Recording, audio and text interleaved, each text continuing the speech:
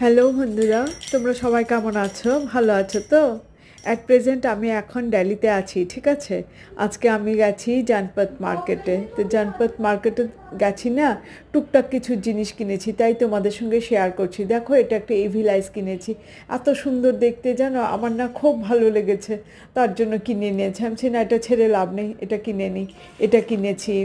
তারপর কিনেছি অক্ষয়ধাম গেছিলাম। অক্ষয়ধাম থেকে ওখানের ভেতরে না, অক্ষয়ধামের ভেতরে না একটা শপ আছে, ওখান থেকে ধূপকাঠির স্ট্যান্ড কিনেছি। তারপর তোমার এই দেখো, পেতলের একটা প্রদীপদানি কিনেছি। তারপর আরেকটা তোমার কি কিনেছি, এই দেখো ব্যাগ কিনেছি। ব্যাগটা কোথা থেকে কিনেছি জানো? জনপথ মার্কেটের ভেতরে না একটা গুজরাটি স্টল ছিল, ওখানে ভ্যারাইটিস রকম গুজরাটিদের হাতে কাজ করা ব্যাগ ছিল। তার মধ্যে এটাই আমি পছন্দ করলাম। আমার একটা ধারণা ছিল কি, দিল্লিতে ভাবি সব কিছু সস্তা, কিন্তু না, এখন যখন নিজে এসেছি দিল্লিতে কিন্তু তেমন কিছু সস্তা কিছুই পাওয়া যাচ্ছে না, সব কিছু দামি।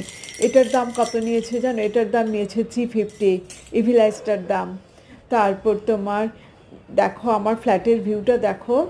তারপর এই গোল্ডেন কালার প্রজাপতিগুলোও কিনেছি, তাই ভাবলাম নতুন ফ্ল্যাটে এগুলো দিয়ে সাজগোজ করে ফ্ল্যাটটাকে সাজাই। তারপরে এই দেখো আমার ফ্ল্যাটের ভিউ। কিছু টুকটাক গাছও লাগিয়েছি, দেখো গাছগুলো।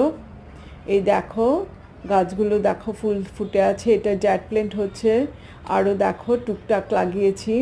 এই দেখো, আমি থাকি ফ্ল্যাটের 16 তলার উপরে। দেখো 16 তলার উপর থেকে ফ্ল্যাটের ভিউটা কত সুন্দর দেখাচ্ছে। তাই